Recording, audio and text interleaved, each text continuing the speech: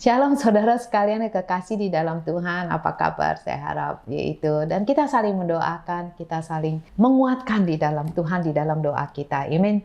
Dan itu yang luar biasanya karena Tuhan itu selalu baik dalam kehidupan kita. Dan kita harus dapat mengucap syukur di dalam segala sesuatu karena Tuhan itu baik. Mari kita berdoa. Bapak, sekali lagi kami mengucap syukur, berterima kasih. Kami mengucap syukur di dalam segala sesuatunya Tuhan karena kami tahu Engkau baik di dalam segala sesuatu yang dulu, sekarang, selama-lamanya. Kekal adanya Engkau adalah baik dan Engkau selalu mau yang terbaik buat kami untuk juga memuliakan nama-Mu. Terima kasih Tuhan, biarlah Tuhan Engkau berhembus di atas firman-Mu, Roh Kudus yang mempermudah untuk hamba-Mu memberitakan firman atau membawakan firman, berikan kata-kata yang tepat sesuai dengan kehendak-Mu, dan Roh Kudus ini yang mempermudah untuk setiap pemirsa untuk mendengarkan firman-Mu dan merangkul, dan kami semua menjadi pelaku firman-Mu dan maju lebih lagi di dalam Engkau. Terima kasih Tuhan, dan Roh Kudus yang mengambil acara dari permulaan sampai akhir. Di dalam nama Yesus kami berdoa. Haleluya. Amin. Amin. Saudara sekalian, luar biasa ya. Dan hari ini yaitu saya akan bicara mengenai bahwa kita harus percaya karena Tuhan itu tak akan mengecewakan. Di Roma 10 ayat 11 dikatakan, barang siapa yang percaya pada Dia tidak akan dipermalukan. Amin. Ya, kalau saya boleh katakan Tuhan tuh nggak pernah gagal, meskipun orang sering berpikir dia gagal, tapi kalau dilihat dalam seluruh sejarah daripada setiap orang, kehidupan orang Kristen ya, dia nggak pernah gagal dan dia tidak pernah mengecewakan siapapun. Saya nggak tahu apa yang saudara alami. Saya juga nggak tahu berapa banyak kali umpamanya orang mengecewakan saudara. Atau berapa banyak pintu yang tertutup di hadapan saudara. Atau berapa kali yaitu saudara merasa hidup saudara hancur, yaitu atau saudara ditinggalkan, atau ditolak orang, atau bahkan dilupakan orang. Namun satu hal yang saya tahu, ketika saudara percaya kepada Tuhan, saudara tidak akan dipermalukan. Itu ya dan amin. Emang benar hidup itu kita sering diuji, iman kita sering diuji. Saudara mungkin sudah berdoa mohon mujizat, namun saudara dapatkan hanya keheningan. Saudara mengatakan, kok gimana ya, kok belum dijawab-jawab nih doa saya. Atau saudara sudah melangkah dengan iman, tapi saudara masih terjebak kayaknya di dalam badai kehidupan. Kok nggak habis-habisnya tuh badai kehidupan. Saudara mungkin berharapkan terobosan, tapi sekarang saudara hanya lihat tembok-tembok yang menghalangi kehidupan saudara. Tapi saudara harus tahu dan tahu dan tahu. Saudara yakin dan yakin dan yakin. Tuhan sedang melakukan pekerjaannya dalam kehidupan saudara. Yaitu saudara bisa tuliskan, Tuhan sedang melakukan pekerjaannya dalam kehidupan saya. Itu yang saudara harus yakini. Karena di dalam Ibrani juga dikatakan, kalau kita datang kepada Dia, yaitu kita harus percaya bahwa Dia itu ada. Amen. Hanya karena saudara belum lihat jawabannya, bukan berarti Tuhan sudah melupakan saudara. Sama sekali tidak. Hanya karena saudara nggak merasakannya, bukan berarti juga Tuhan udah lupa atau bahkan nggak mendengar saudara. Sama sekali tidak. Ya, karena kita harus ingat ya, iman kita bukan berdasarkan dari apa yang kita lihat atau yaitu kita rasakan. Iman kita didasarkan pada siapa Tuhan kita. Kita harus percaya bahwa Tuhan itu ada. Amen. Umpamanya Maleakhi 3 ayat 6 dikatakan bahwasanya aku Tuhan tidak berubah. Karena kita tahu Ibrani 13 ayat 8 dikatakan Yesus Kristus tetap sama. Baik kemarin maupun hari ini sampai selama-lamanya. Amin. Jadi Allah nggak pernah berubah. Allah tidak tergoncangkan. Dunia boleh berubah. Allah tidak pernah berubah. Katakan, saya percaya Allah tidak pernah berubah. Katakan juga Ibrani 13 ayat 8. Yesus tetap sama. Saya percaya Yesus Kristus tetap sama. Yaitu kemarin, hari ini, sampai selama-lamanya Yesus sama. Kalau Yesus sama, artinya Yesus sanggup melakukan mujizat bagi saudara. Saudara bisa tuliskan, saya percaya Yesus sanggup melakukan mujizat dalam kehidupan saya. Yesus sanggup memberikan terobosan dalam kehidupan saya. Yesus sanggup memulihkan kehidupan saya. Amin. Ibrani 12 ayat 28 dikatakan, jadi karena kita menerima kerajaan yang tidak tergoncangkan, maka saya bilang pemerintahan kerajaan bisa turun naik. tetapi dikatakan kerajaan Allah tidak tergoncangkan. Marilah kita mengucapkan syukur beribadah kepada Allah menurut cara yang berkenan kepada dengan hormat dan takut. Kita takut, hormat. Itu kita takut, bukan takut aja ketakutan, kayak ketakutan ya digigit anjing apa bukan. Tapi itu karena kita takut, kita tahu, yaitu kita nggak mau melakukan dosa karena kita tahu Allah kita baik, Allah kita itu luar biasa. Sekali lagi saudara bisa katakan, saya percaya Tuhan tidak berubah, Yesus tidak berubah, kerajaan-Dia tidak tergoncangkan. Amin. Artinya yaitu Dia tidak berubah dalam hakikatnya, dalam sifatnya, dalam kesempurnaannya. Kalau dulu Dia mengasihi saudara sekarang. Kalau dulu Dia menyembuhkan, Dia sanggup menyembuhkan bagi saudara. Kalau dulu Dia dapat membelah lautan itu, Dia pun sanggup membelah lautan itu bagi saudara. Sekarang bagian daripada kita mau percaya itu atau tidak. Tapi dari sebab itu, daripada kita terpengaruh, lebih baik yaitu saya percaya kepada Tuhan saya karena saya tahu Dia sanggup. Dari sebab itu penting ya untuk kita tetap percaya pada Tuhan ketika nomor satu, meskipun kita nggak memahami, kita tetap percaya. Ya, masalahnya bukan Tuhan, tapi masalahnya itu kita. Masalahnya yaitu kita suka pengen tahu segala sesuatunya, ya. Dan kita maunya kita yang memegang kendali segala sesuatunya. Tetapi itu bukan iman, itu bukan caranya Tuhan. Amsal 3 ayat 5-6 itu mengatakan kayak gini, percayalah kepada Tuhan dengan segenap hatimu dan janganlah bersandar kepada pengertianmu sendiri. Ayat 6, akuilah Dia dalam segala lakumu. Dalam setiap tindakan kita harus akui bahwa Dia Tuhan dalam setiap bagian kehidupan kita. Maka Ia akan meluruskan jalan-jalan saya. Janganlah engkau menganggap dirimu bijak. Ya, seringkali kita mau yaitu kita tahu baru kita melangkah. Enggak. Seringkali meskipun kita nggak tahu, tapi kita percaya Tuhan kita bahwa Dia menuntun langkah-langkah kita. Ya, Amsal ini mengajarkan kita untuk mempercayakan hidup kita sekali lagi sepenuhnya, garis bawahi, sepenuhnya kepada Tuhan. Dan tidak bersandar pada pengertian kita sendiri. Artinya, meskipun kita tidak memahami, meskipun jalan kita yang kita tempuh itu nggak masuk akal, meskipun waktu Tuhan tentukan tidak sesuai dengan rencana kita, kita tetap harus percaya kepada Tuhan lebih daripada pengertian diri kita sendiri. Umpamanya Abraham, dia nggak mengerti kenapa dia disuruh meninggal kampung halamannya. Dia juga nggak mengerti, yaitu kenapa, itu gila banget kalau saya nggak tahu kata-kata lain. Dikatakan yaitu kepada negeri yang akan kutunjukkan. Coba saudara, kita yang sekarang ini udah modern, kalau mami kita disuruh kepada satu negeri yang ditunjukkan, kita bilang, aduh tunggu dulu, salah dengar barangkali ini kita mesti puasa, doa, sampai kita tahu harus kemana. Tapi saudara bisa bayangkan, ke negeri yang akan ditunjukkan. Gila kan? Tapi Abraham itu percaya, saya bilang imannya itu luar biasa. Dan Abraham tuh tetap percaya dan Abraham melakukan. Artinya dia benar-benar sungguh kenal, dia tahu suara Tuhan. Masalahnya sama kita nggak kenal suara Tuhan. Makanya kita nggak bisa mentaati Tuhan. Dari sebab itu kita ketakutan, benar nggak Tuhan, benar nggak Tuhan, benar nggak Tuhan gitu ya. Ini suara siapa? Suara saya, suara Tuhan, apa suara si iblis gitu ya. Nah itu masalahnya kita. Dari sebab itu penting untuk kita tahu, yaitu suara Tuhan melalui firman-Nya. Seperti Yusuf, dia juga nggak mengerti kenapa dia dikhianati oleh saudara, bahkan yaitu dibuang ke satu tanah, suatu negeri, dan dia di situ menjadi hamba, menjadi budak, bukan hamba, benar-benar jadi budak gitu. Tapi dia nggak tahu apa yang terjadi, tapi dia tetap percaya kepada Tuhan ya. Dikatakan dalam firman Tuhan, bahkan kepala penjara semua sayang sama dia. Artinya saya percaya, dia tetap percaya itu kepada Tuhan, dia tetap megang kepercayaan dia di dalam tanah yang asing. Dan melalui dia, yaitu seluruh keluarganya dia diselamatkan dari kelaparan. Bahkan seluruh bangsa Israel diselamatkan karena Yusuf. Yaitu itu luar biasanya. Para murid juga nggak mengerti kenapa Yesus disalibkan. Namun waktu 3 hari kemudian, yaitu setelah mereka menyaksikan yaitu bahwa Yesus itu bangkit, mereka baru mengerti.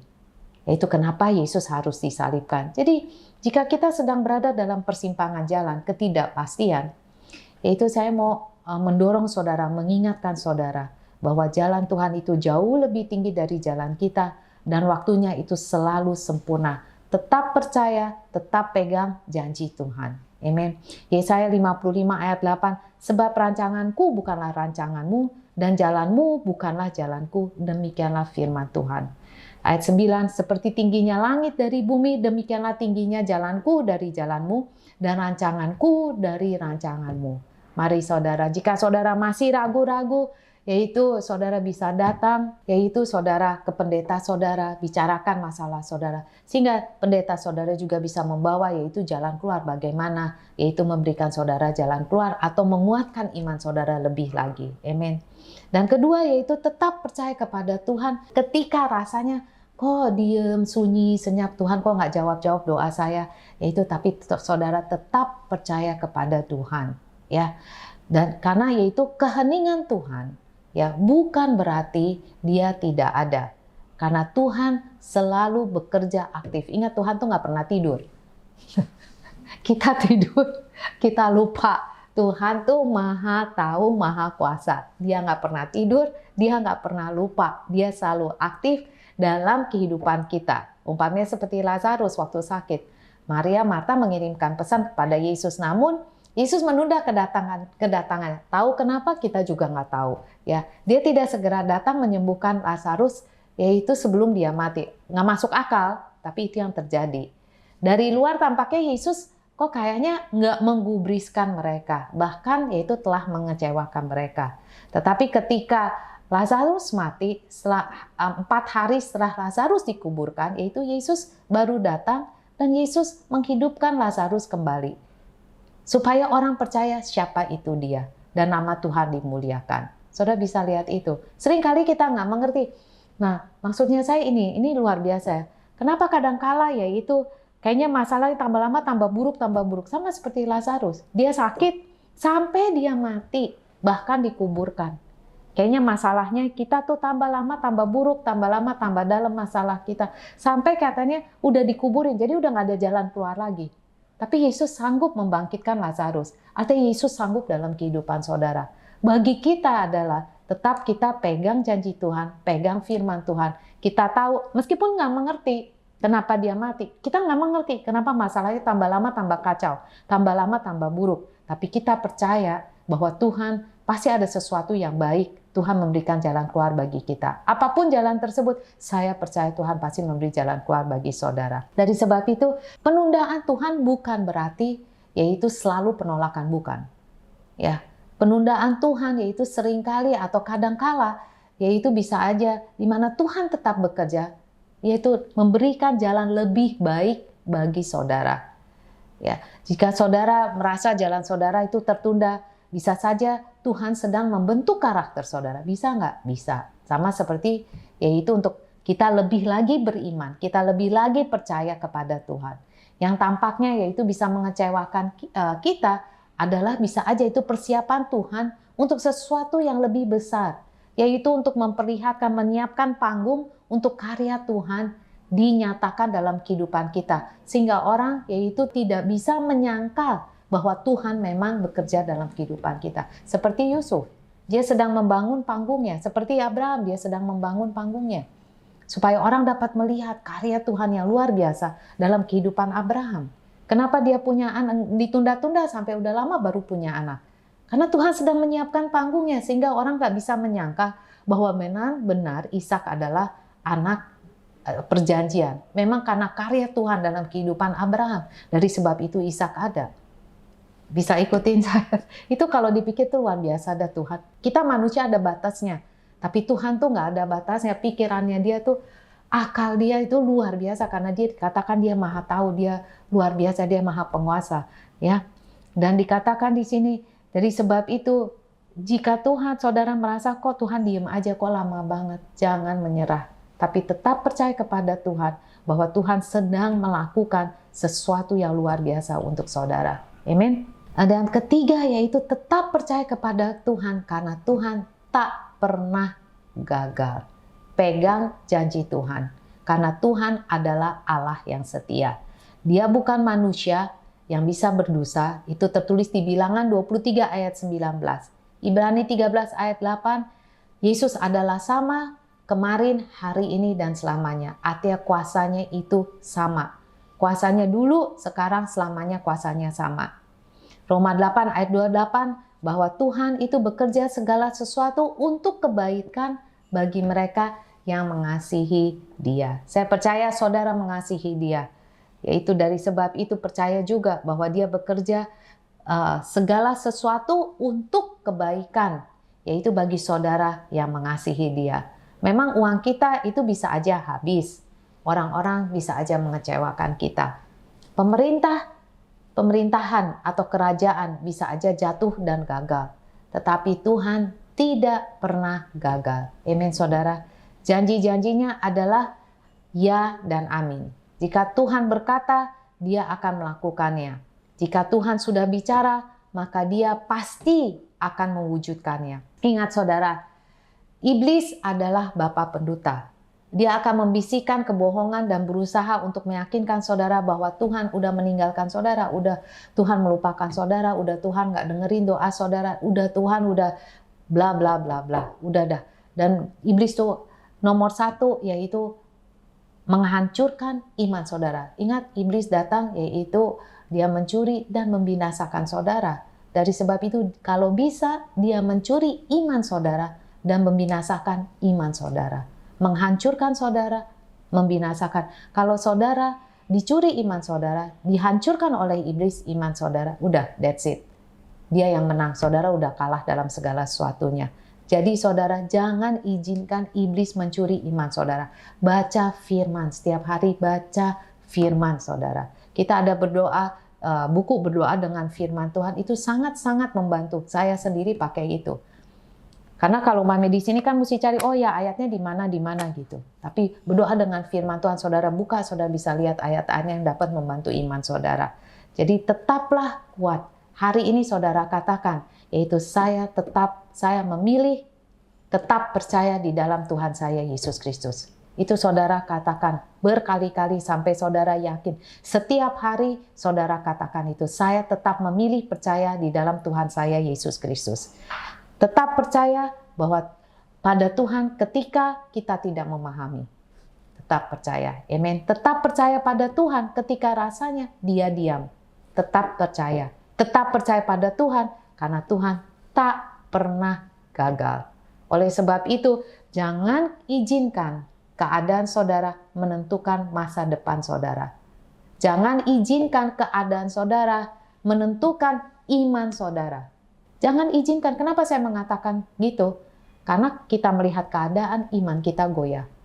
Kita melihat keadaan, iman kita runtuh. Kita melihat keadaan, iman kita jadi ciut. Dari sebab itu saya katakan, jangan izinkan keadaanmu menentukan imanmu. Justru iman kita yang menentukan bahwa segala sesuatu itu bisa berubah. Dari sebab itu, percayalah kepada Tuhan. Amin, saudara. Jangan izinkan perasaanmu mengendalikan hidupmu. Tapi biarlah firman Tuhan yang mengambil kendali kehidupanmu. Jangan hari ini saya ada mood saya baik, saya baca firman. Mood saya jelek, saya nggak baca firman. Jangan. Tapi izinkan yaitu firman yang mengubah yaitu segala sesuatu perasaan kita maupun keadaan kita. Saya percaya. Dari sebab itu janganlah kita bersandar pada pendapat orang lain, tetapi percaya pada Tuhan. Orang bisa mengatakan kepada kita, lu percuma jadi Kristen. Mana? Buktinya lu nggak kaya-kaya. Nggak apa-apa, orang bisa mengatakan apapun. Tapi kita tahu Tuhan kita itu maha kaya. Kita tahu yaitu saya percaya Tuhan akan memberi terobosan dalam kehidupan kita. Orang bisa menilai kekayaan itu hanya keuangan. Tapi mereka lupa yaitu keuangan itu tidak dapat membeli kesehatan. Amin. Keuangan tidak dapat membeli yaitu pemulihan dalam keluarga saudara. Amin. Keuangan itu tidak bisa membeli yaitu kesehatan untuk anak-anak saudara. Keuangan tidak bisa membeli yaitu keselamatan dalam kehidupan keluarga saudara. Keuangan tidak bisa membeli yaitu damai sejahtera dalam keluarga saudara. Itu saudara nilainya jauh lebih berharga. Saudara punya emas gunung apa juga, itu nggak bisa membeli kesehatan saudara. Tidak bisa memperpanjang kehidupan saudara. Tapi segala sesuatu di tangan Tuhan, hanya dengan kemurahan Tuhan, hanya dengan kebaikan Tuhan, kita sebagaimana kita ada. itu udah berkat yang luar biasa dari Tuhan. Damai di dalam hati kita itu udah berkat yang luar biasa. Kesehatan yang kita dapat itu udah berkat yang tak ternilai, saudara. Dari sebab itu, udah nggak usah dengerin orang, tapi kita percaya bahwa Tuhan kita itu luar biasa. Dari sebab itu saya katakan, janganlah kita bersandar pada pendapat orang lain, tapi percayalah pada Tuhan yang setia, percayalah kepada Tuhan yang hidup, percaya kepada Tuhan dulu, sekarang, selama-lamanya, yang tidak pernah berubah. Karena itu, saudara, ini yang saya mau katakan, jika Tuhan menutup satu pintu, dia dapat membuka pintu yang lebih banyak. Orang dia Tuhan kok. Jika sesuatu terasa saudara kehilangan sesuatu, mungkin yaitu dia melindungi saudara dari sesuatu. Saya nggak tahu.